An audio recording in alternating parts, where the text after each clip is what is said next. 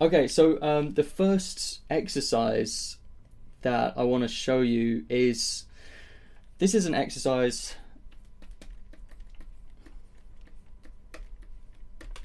And it's just describe. Wait, let me see if I. Okay, it's here. Sorry, I put it in the wrong order. Describe with 1 or 2 lines the pose. So we just wanna describe what's happening with 1 or 2 lines, and we'll just keep it very simple. We're gonna boil things down to the essence of what they are. So let me try it with this one. Now, if you're not feeling confident at this stage, you can do it over the top of the painting itself. You can just put it on a layer below and then create a layer above and do your drawings on top. So I could do that, but I want to do it. I think it's better to train your ability to observe. So I've got it here on the same canvas with me, but usually I would have it on this canvas. So then I'd have to be looking up here and then down here, and I'm training myself to observe and to use my memory to be like, between looking at that monitor and looking at this monitor, I'd have to remember things about it, and it's better for learning. But for the demonstration here, it's easier to show you just on the same one. But let's try this. So something like that. I think that wasn't fast enough. Yes, you can always undo it like I'm doing, but so that's my first line. And then because I've only got one more, I would probably do it like this. This is just me. Oh, almost. Yeah, I'll keep it at that. That's not that great, but well, it's a challenge. That's the thing about it. Also, what I could have done is I could have gone here, could have gone up and then round like that to define the head. But I only get 1 or 2 lines for it, so I think the second line is less important. I think really this line defines it. This is what it's all about. I didn't do it right actually. Let me try it again. Nope. What if I go this way? You see, if you don't get it right the first time, you can always. That's a bit better. If you don't get it right the first time, you can always just do it again. Because the idea is that you're not chicken scratching. You're not doing like, this. I call that chicken scratching. It's where you're sort of timid. You're not sure if you're going to get it right, so you just sort of do it bit by bit and link them up. But there's no confidence in that, So that's what I wouldn't do. That's what I would try and avoid. Okay, this one's quite good, except it's cut off here. You see, I don't like how it cuts it off there, but let's try it. Not taking my line off the page, but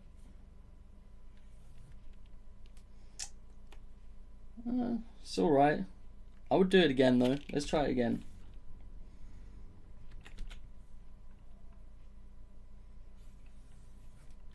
No. Let's just do it like this. See, I could define it just like that.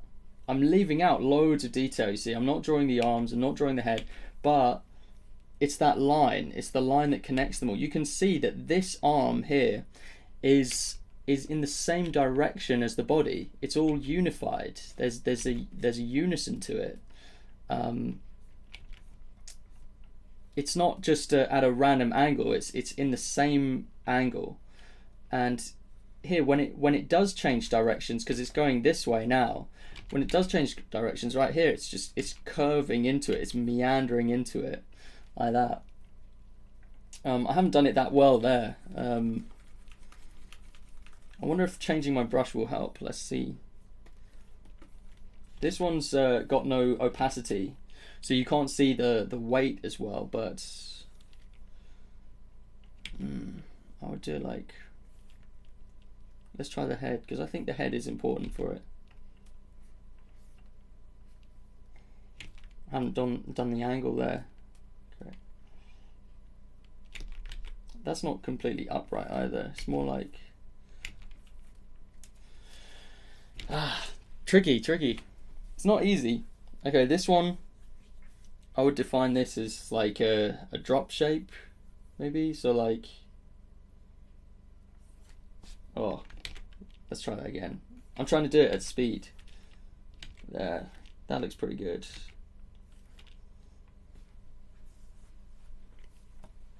Yeah. Only thing is, I would probably try to, if I did that again, I'd put the weight of it at the bottom. So I'd go down and I'd put all the weight around here. I'll give it one more line. I'll allow myself. Oh, that's not going well.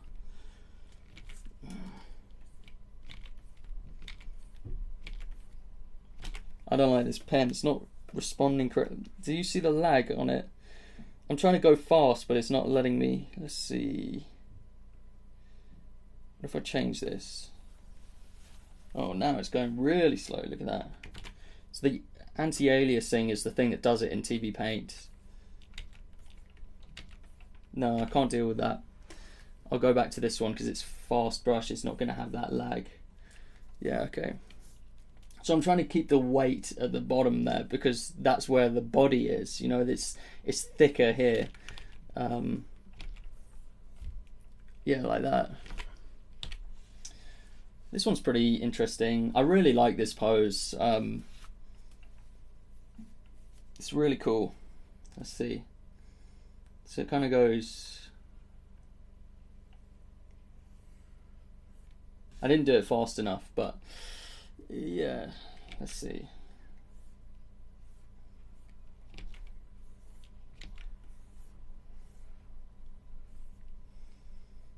That's nice, isn't it?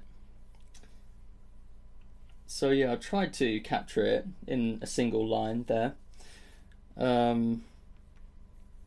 Yeah, you see, I like how the arm is kind of in the same kind of. It's got that same angle to it.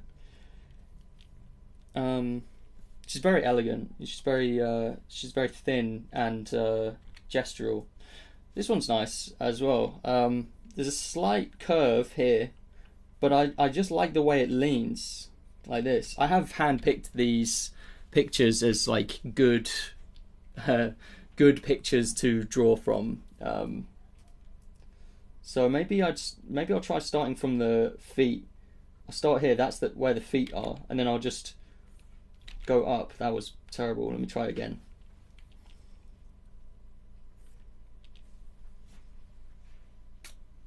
Trying to get the right angle. I think I've exaggerated that a little bit.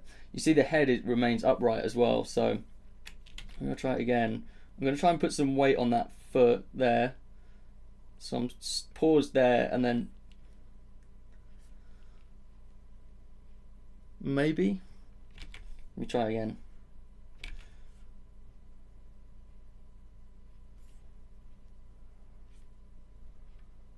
That's quite an interesting one actually, because I took all the weight off when I went up.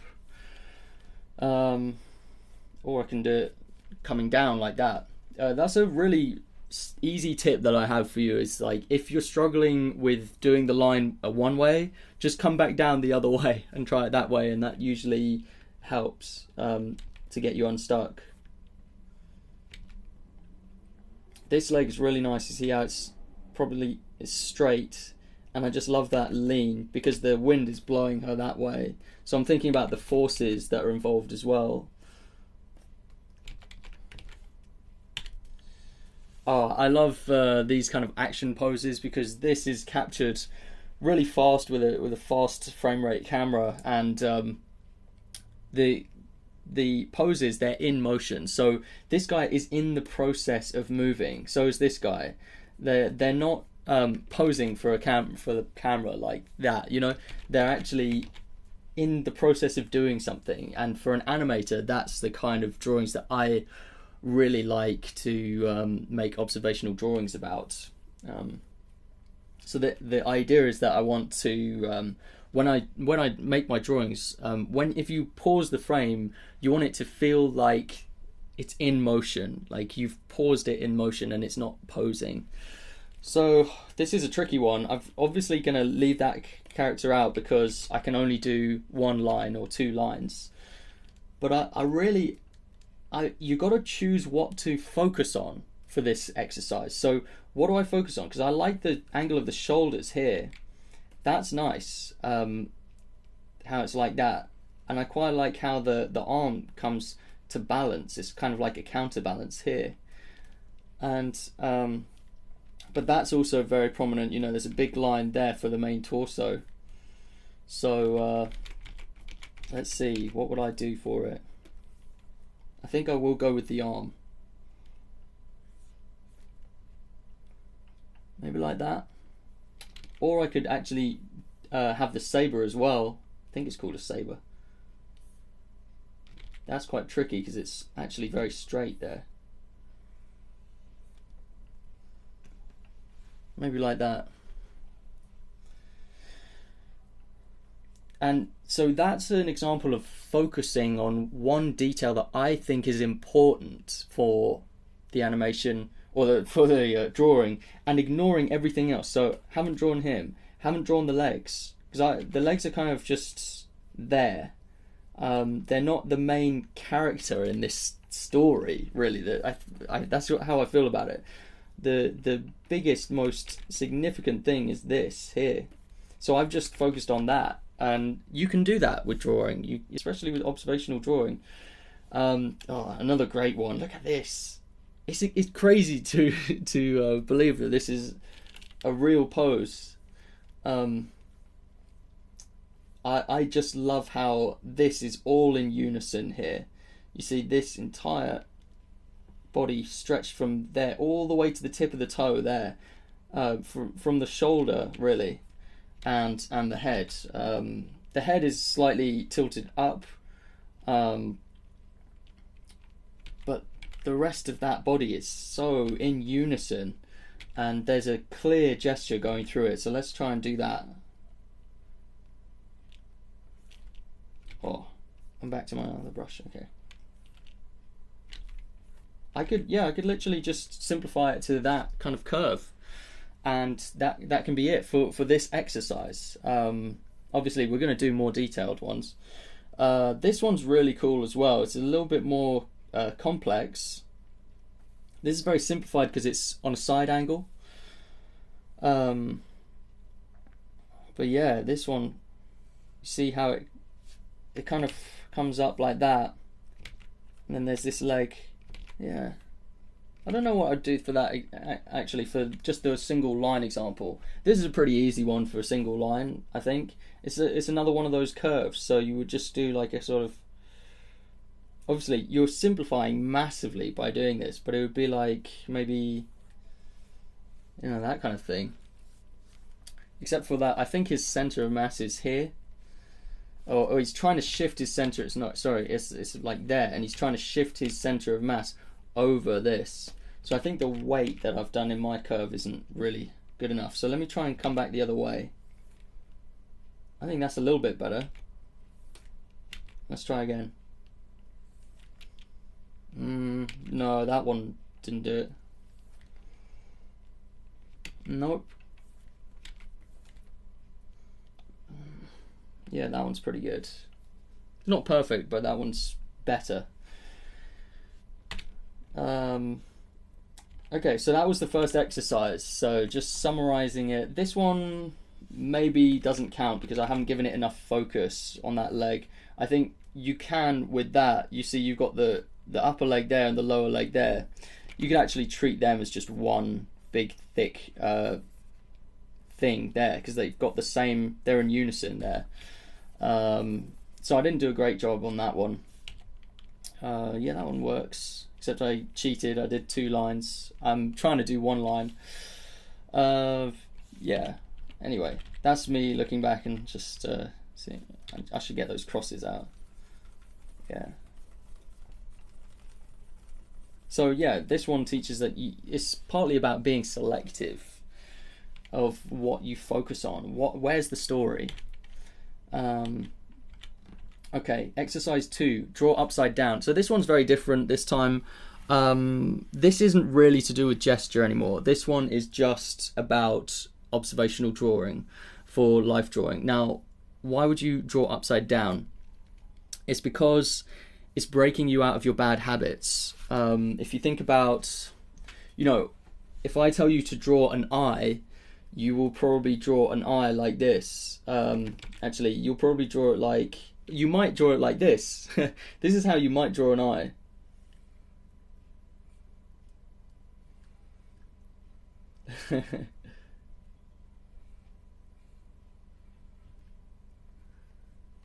Something like that, right? I don't know, I don't draw anime, but that's my best anime impression. Is that an eye?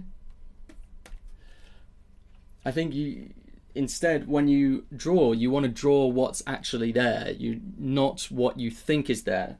So maybe a more realistic eye would be something where there's a socket, you know, and the eye kind of there's the brow here, and we're doing it from a side angle now, so maybe the eye is kind of sunken into that socket. There's the sort of tear duct, perhaps. The eye is sloped down because he's kind of relaxed. There's the cheekbone now and the cheek muscle, so it's kind of sloping off of that.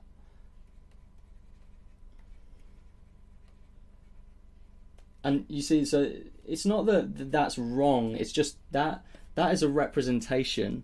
And this one would be more sort of thinking about the construction. This is also a representation with a little bit more nuance, perhaps, because this one could just be plastered on the outside.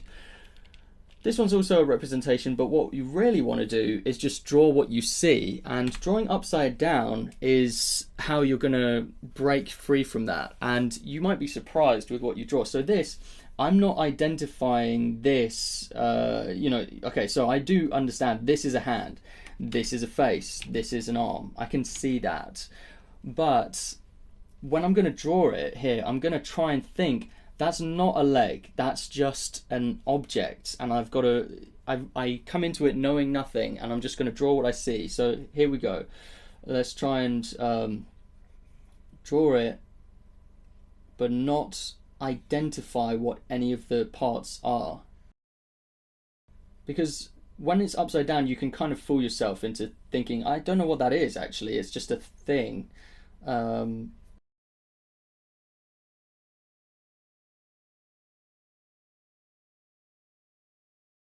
What kind of shape is that? Let's see. What is that? It's kind of like that, maybe?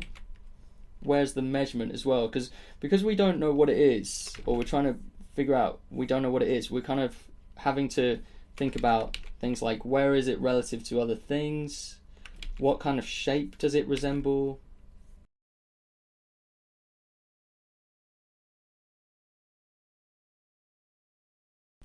I've definitely done the head wrong, because look, there's this space between the hand here and here, they're overlapping, so I've definitely gone wrong there with the measurements here. Somewhere around here is, yeah, I haven't accounted for that space properly. You can also look at the outside. You see there's like little anchors there, the belts. I would just try and identify where that place is and just define it. The shoulder, where the neck connects with the shoulder, you see that there's a inward curve there, and then that connects to an outward curve, so just kind of trying to find that. But yeah, let's turn it the other way. It's not that bad. I ignored the tattoos, of course, because it's just, okay, yeah, small head as well. Yeah, but do that as an exercise, you know, do it 5-10 times if you think you've got a problem with assigning. So if you've got this kind of problem of assigning symbols which you think you know, go back to sort of doing this kind of drawing and figuring out how to draw what you actually see instead of just drawing what you think is there. You know, because I couldn't resort to do this drawing, I couldn't resort to what I thought a human looked like. I had to just draw the shapes that I saw. And that's a great way to learn. You will learn by doing that.